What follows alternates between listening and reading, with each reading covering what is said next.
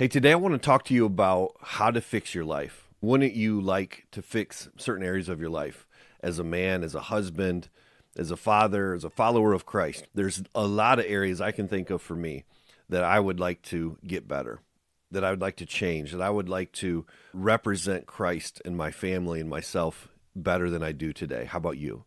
If that's the case, if you're a Christian man looking to change and to fix your life and become the man, the disciple that God made you to be, then today's episode is for you. Good intentions, we're going to talk about quite a bit. And I want to talk to you about why good intentions aren't enough to help you to change and be that man that you would like to be. And in the end here, I'm going to give you a really simple and practical way that you can finally start making progress. I know for me, that's really what I want. I want to make progress. I know it's not about being perfect. In fact, so many times when I'm talking to other Christian men in our fight club or locally or whatever it is, we'll start talking about getting better and why we're stuck and why we can't change or whatever, right? And the thing I often hear men say is, I'm not perfect, but okay, let's get that out of the way. This isn't about being perfect. That you'll never be perfect. Only Christ was perfect. You will never be. But we ought to be in this journey of reform, not conforming to the world, but transforming and being reformed and refashioned into the image of Christ. So this mission of change is worthwhile. And we need to be more aware of what's getting in the way. And again, part of what gets in the way is what we're going to talk about today. And here's the thing. My guess is, I don't know you, but my guess is that you don't have a motivation problem. You're probably motivated enough to change. You also likely don't have a knowledge problem. My guess is that you know enough. There's enough that you know and you're motivated enough. And in fact, you probably don't have a desire change either. I bet you are sufficient in each of those things: motivation, knowledge, and desire to be better. So why aren't you changing? Why aren't you becoming and progressing into the man that you want to be, the husband and father and follower of Christ? It's like this, and this is a common example, but it makes a lot of sense, at least to me. Think about January and New Year's resolutions, and think about gyms. Put yourself in a gym right after New Year's. What does it look like in the gym? Motivated men, right? People are like, okay, it's time. I'm focused. They know, right? They have enough knowledge to know that if I want to change my life, I got to get things right. I got to get my health right. I got to get my diet right. I need to get into the gym, and they are sufficiently motivated and they know it's time, right? And yet what happens by February? Like in January, guys, they sign up, they're motivated, they're ready to go, they're going to change their life. They say stuff like, this is the year. I'm going to put a flag in the ground. Today's the day. I'm going to mark this, and I'm never looking back. I'm going to go, right? Like I'm going to become something better. I'm going to finally get in shape. I'm going to be that better man. I'm going to be the husband I promised my wife I would be, or that my kids need. I'm going to be a better dad, blah, blah, blah, blah, blah. We've probably all been there. We've actually probably all been in the gym in January. But what happens is by February, most of the men are gone. So what happened? Same guy, same goal, same even good intentions. And it wasn't a lack of desire, was it? It wasn't a lack of knowledge. What it was, a lack of consistency. They tried to change with intensity, but the thing that they needed more than anything else, and the thing that you might need more than anything else, was consistency. Something that was sustainable, that could keep you in the gym, keep you on the path. And I think that's where so many of us men are going wrong. I think that's what so many Christian men have done, is we've approached change with the wrong thinking, with the wrong ideas. And maybe that's where you're at today too. Maybe you're thinking, I know what I should do. I desire to be different. I want to be a new man. I want to be that husband. I want to be that father. I want to serve others, and I want to live for Christ. But I'm not actually changing. It's not working for me. You're a Christian man. You care about your relationship with God. You want to be better. So what do? Well, when you don't know what else to do, what we tend to do is go, you know what, I'm going to make sure I get to church. I'm going to try to read my Bible more. I'm going to try hard to pray better this year. I'm going to try hard to keep getting back up. I'm going to try. The problem is we keep staying stuck. We have the same struggles. We have the same habits that just keep showing up. We have the same frustrations in the same patterns and the same sins. And it feels like in this frustrating, repetitive cycle that we go through, it's so frustrating. It's so repetitive. It's so frustrating because it feels like I'm trying harder than ever, but I'm getting nowhere. Maybe you can relate with that today too. Here's the thing that I want you to hear that I hope I can clearly articulate today in this conversation. Good intentions are not enough. And maybe this is a good chance for you to push pause right now, wherever you're listening to this, and just say that out loud, because it's really important that you get it into your head today. Good intentions are not enough. Everything we've talked about so far is a good intentioned man. I want something good. I want to be better. I want to change. I want to be a better husband and disciple. Cool. That's all good stuff. But to be honest with you, good intentions really mean squat. They mean nothing in terms of what it takes to actually be different. And here's the thing. Good intentions feel really good. We like that feeling of, I do want to get better. It's a good feeling and it's a good thing. I'm glad you want to get better. I'm glad that you're listening to this Nate Whitson podcast today, and this show is motivating you because you're like, I want something good. That's awesome. I'm glad for that. It's better than not wanting it. It's better than apathy. But the thing I want you to hone in on is that good intentions feel good, but they do nothing in terms of moving you where you need to go. Actions, not intentions, are the only thing that really matter. Your behaviors, your actions are the only things that count when it comes to being different, to being changed, to being the man that you want to be.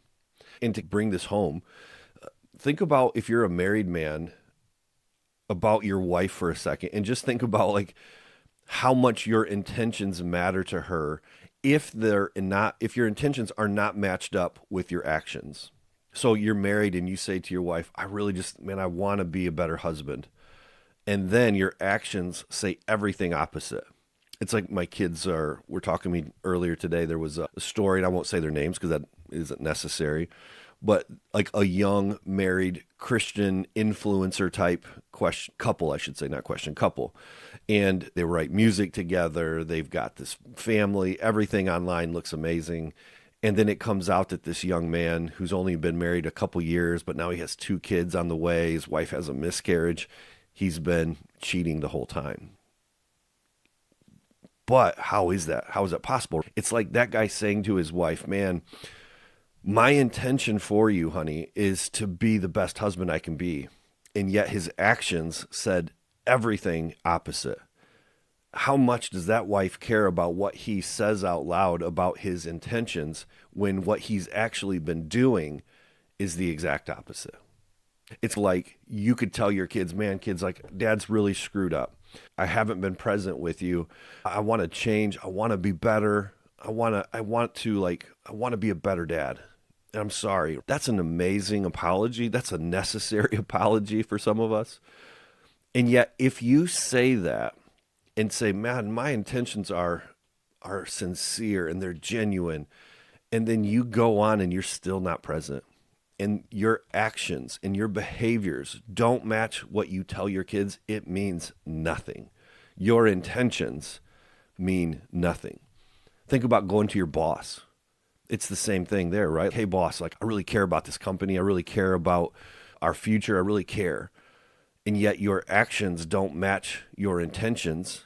The things that you say out loud that you say you care about, everybody knows if you do or don't, right? Your actions and your behaviors are the only thing that really count there. You don't even have to tell me anything. I'll know. I'll know if you do. It's like telling your football coach, I want to be the best. I want to get in the gym. I want to get on the field. I'm going to work out. I'm going to train. I'm going to get ready for the year. You don't have to tell him that. Why? Because your actions say everything, not your intentions, your actions. I do financial planning for a living, and it's if I was to meet with a young couple and they're like, man, we want to save for retirement, we want to be able to retire early, we want to do this, we want to do that. Your intentions don't really matter if your actions don't match it and you don't actually save. If you just get into debt and you don't put money away and all that stuff, right? If you don't take any advice and do what we talk about, who cares what you say about your intentions, right? Hey guys, thanks for listening to the Nate Whitson podcast. I wanted to interrupt the show just for a second to let you know that there are all kinds of great resources for Christian men who want to be better husbands, better fathers, better followers of Jesus, and just better men in general. If that's you or maybe somebody that you know, then be sure to head over to getinthefight.club, that's .club, and check out the books and the resources, the coaching material, the newsletter, the Fight Club. There's so much there for you. Getinthefight.club. Check it out today. If you're serious about being the man that God meant for you to be and you're looking for tools or resources or just help in general, then be sure to head over there right now and check it out. All right, that's it for now. Thanks for listening. Now back to the Nate Whitson podcast. So hopefully the point is clear. Good intentions feel really good. You feel like I'm on the right path because I care. And caring does matter. But it really ultimately means nothing if your actions don't match your intentions. You and I will never rise to our intentions.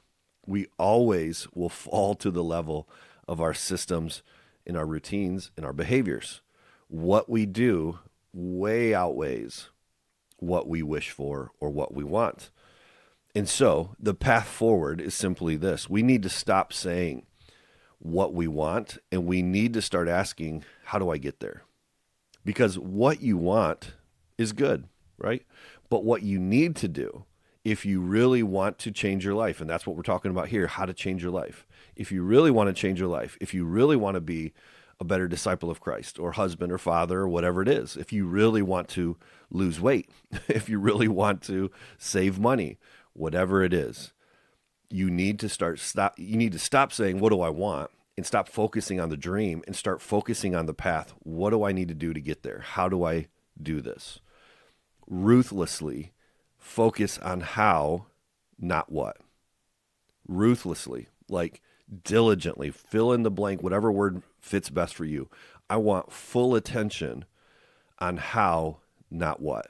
And again, think back to the ideas that I just gave you, whether that's being married and saying it to your wife or to your kids. They don't really care.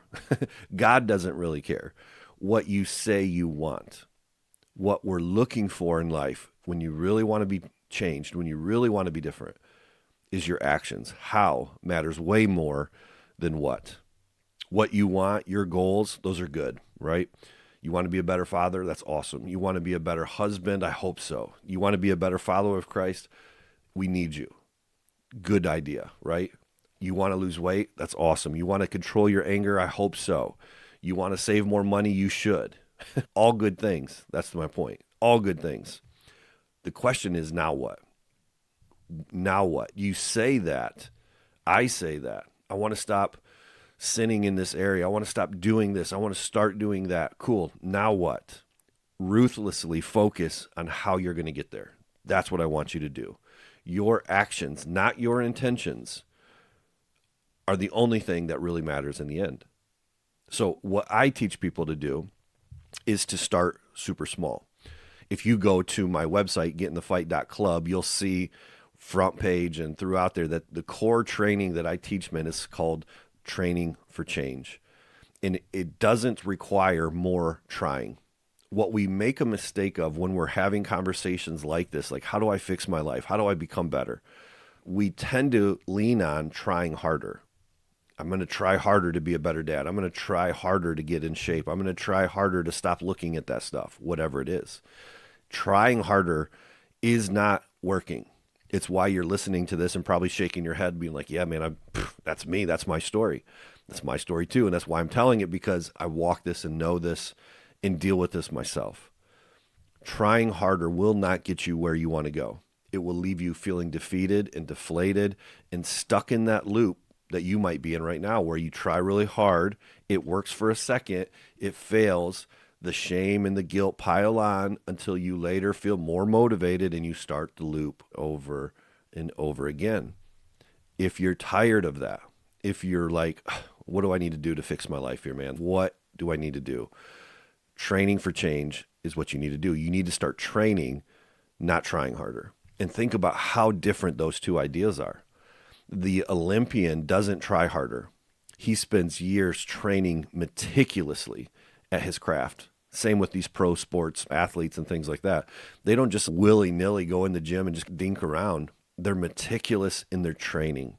The bodybuilders, name your thing, right? There's so many examples. You don't try harder to become excellent. You train, and it's specific and it's consistent, and that's the key. You need to take that approach when it comes to changing. And what I suggest that guys do is take that goal, take that idea, like I want to lose weight, I want to stop my anger problem, I want to stop looking at that junk I shouldn't be seeing, I want to start being a better dad, I want to be a better follower, whatever it is. Take your goal and then make the behavior that gets you there, whatever that is. And again, I'll teach you how to do it if you want to use my system, the Training for Change system. But even if you don't, I want you to just think of it in simplest terms. Where do you want to go? What behavior is most likely to move you in that path? And then shrink that behavior down so it's so small that it almost can't fail. It means that you shrink the behavior down in the very beginning stages where it's so easy to win that your brain goes, wait, that's all I need to do? That's it? If you start to shrink the behavior so small that you question whether or not it can work because it's so easy to do, you are right where you need to be. The whole point of starting super small, and the Start Super Small system I teach, is that you want to remove resistance to showing up. Because again, trying harder and then failing comes from huge bursts of intensity that you can't maintain. It's like the guy that's, man, I need to get in shape. And so what does he do? Day one, he goes, I'm going to go try to run a mile. I'm almost 50 years old. And if I try to run a mile on day one, I might make it, but I'll never make it to day 2, 3, 4, and 5 because I'm going to be so beat up and broken.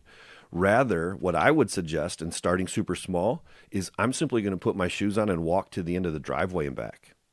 And you'd be like, what? That's so stupid. Like, how are you ever going to get in shape putting your walking shoes on and going to the driveway and back? That can't get you there. No, it can, because you know what? Here's what happens. When you start super small, you remove that mental resistance to getting moving. Because I go, oh, I can do that. Even on my worst day, I could at least put my shoes on and walk that far. And that's the key. You now remove the resistance and it keeps you showing up consistently. Now, here's how this progresses. You simply keep adding on new layers until you keep progressing to the point where it actually does compound into maybe running a mile or reaching your goal. The point is that when you start off, you resist all of those temptations to go big or go home, all of those David Goggins messages that come to men to say the only way to change is to go nuts, to grind and to hustle and to act crazy, right? That is the system that's going to put you in a loop of failing to change. If you want to know how to fix your life, start super small, because the only thing that matters, especially early, is that you showed up again and again. And the way that you do that is by making the behavior so small that even on your worst day, you'll do it again, right? Again, so let's just use this running idea. The first week, maybe 2 weeks, my whole goal for winning is to put my shoes on every day and simply walk this small journey to my post or to my mailbox and back or whatever it might be. But after a little while, once I'm in the rhythm of that, guess what? I should progress it just a little bit more. Maybe now I walk another 100 yards and back. And I keep it really small and doable so that I don't have that mental resistance to change. I want to keep progressing, but I want to do it at a pace that's doable, that keeps me consistently showing up. That is the name of the game. Eventually, if you keep playing that out long enough, you will find yourself going, I'm the kind of guy that shows up every day and runs. I'm the kind of guy that shows up every day and exercises. How did that happen? Because you started so small that your brain didn't resist the change. But again, what if you go, I'm going to run 3 days a week, a mile at a time? It might work on day one. It might work on day three. But on day five, when you're so beat up and you've got shin splints and your legs hurt and or something happens and you can't make it that day, right? All of a sudden, one bad day turns into two, turns into three, turns into 6 months. And you're like, I don't know. I gave it a shot, but it just didn't work. Shrink the change. That's what I'm saying. Remove the resistance to make it as easy as possible and to win on the worst day. If you can win on that worst day and go, I don't feel like it, but this is easy enough that I can still do this, man, you're going to stay in the game. For some of you, if it's, man, I want to be a better spiritual leader in my home, but I'm not very good at reading my Bible, then read one verse a day. That's it. Start there. Because again, guess what? You're probably going to resist the idea and go, what good is reading one verse? Like, how am I ever going to be able to know my Bible? How am I ever going to lead my family if I read just one verse? If you start thinking that way, you're missing the point, right? It's not about reading one verse and staying there for the rest of your life. It's reading one verse until you feel like you could read two. And then maybe you'll read three, and then maybe you'll read four, but you're now in the Word every single day. Same thing with prayer. Maybe it's just like a 5-second prayer. God, thank you for this day. In Jesus' name, amen. That's it. That's it. But you're going to pray that every single day, right? Like simple, small things. You want to start saving money? Put away 1% or put away $1. Whatever is so small that you think, I could do that. I could definitely do that. If that's what you can definitely do, then definitely do that and keep showing up. Keep putting that dollar in the jar, right? And you're going to go, what good's a dollar going to do? I got to pay off a house. Just start saving. Keep it small. Keep working until that small little bit starts to compound and go, I can maybe put $2 in now, and now 3, and now 300, right? Or whatever that is. The reason that this idea works and the reason this can fix your life and change your life and help you to be the guy that you really want to be, that your intentions are good about, is that it builds momentum. Again, putting $1 in, putting 2, putting 3, all of a sudden, like a month later, you're like, gosh, we got a little bit of money in here. It starts to feel good. Winning feels good. Disrupting winning feels terrible. You feel like a failure. It's like I started off strong, but now a week later, I'm not doing anything. That feels terrible to your psyche, and it makes you want to quit. It's what gets you back into that negative loop. But starting super small builds momentum. It trains your brain, and it makes you go, oh, I can do that. I can do that. I can do that. Versus, there's no way I can do that. Oh my gosh, I don't feel like doing that. Think about how different those two things are in your brain. The brain that says, oh, that feels good. I want to do that. I can do that. Versus the brain that says, that seems too big. That's night and day difference. The outcomes of those two thoughts are night and day different. And eventually, if you can stay the course and you make it so small that you can keep showing up, guess what happens? Eventually, you start to identify as a man who does those things. I'm a man who doesn't respond in anger because you've trained yourself how to do that. I'm a man that exercises and is super healthy. How did that start? Super small, just walking to your mailbox and back or whatever it is. In all of these things, when you show up consistently, you start to identify as a man who just does those things. And the more your identity shifts, the easier it is to keep changing in your life. Small actions, if you repeat them daily, can lead to big change in time. And that to me is the key. And that's really the promise of Getting the Fight and all that I teach here. Small changes lead to big results. But big changes often lead to no results because you get frustrated when you can't consistently show up. So small changes lead to big results, which leads to better discipleship, being the husband and father and follower of Christ that you want to be, right? Now, you didn't become who you are overnight, and you're not going to overnight change anything. And that's why we just take the long approach with this Start Super Small system and training for change. You become a different man by what you do in small increments every single day. That's really how life works. It's like the scripture in Luke 16:10 that says, if you're faithful in the little things, you'll be faithful in larger ones. Little things in God's view become big things. right? And every big thing started as something small in the beginning. And so don't worry if big changes don't happen when you're only walking into the road and back, or when you're only saving $1, or when you're only reading one verse. The point isn't that going big is how you make big changes. Small, daily repeated, consistently showing up changes like that lead to big results later. That's the point. So here's what I want you to do.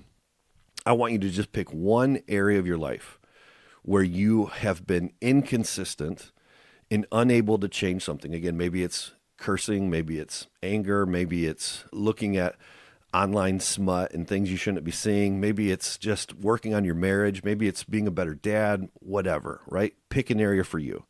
Where have you been inconsistent, but your intention is to change? Now, think about a behavior that can put you on the path to really making big change down the road.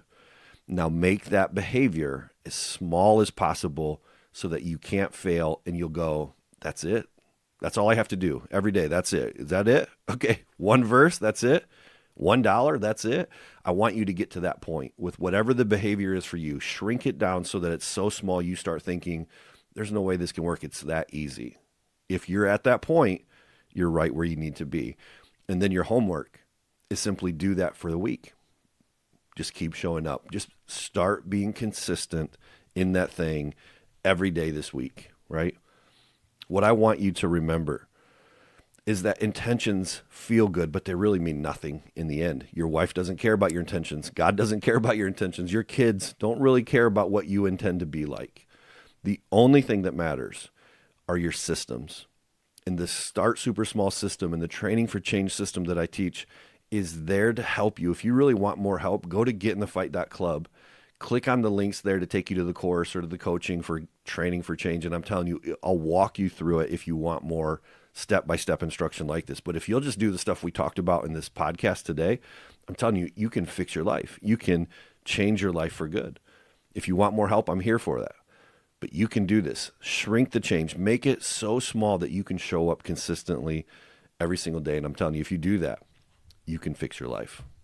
That's my promise for you today. Try it. See what you think. Reach out if you have any questions. Go to the website, getinthefight.club, and check out Training for Change if you want more help. Subscribe to the newsletter and all the other free tools that I have for you there.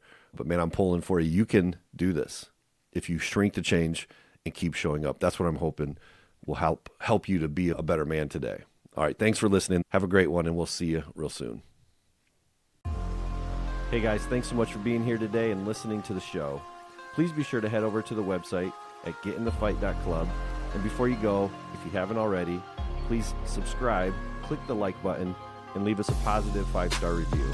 It makes a huge difference whenever you do. Have a great day. Go get in the fight.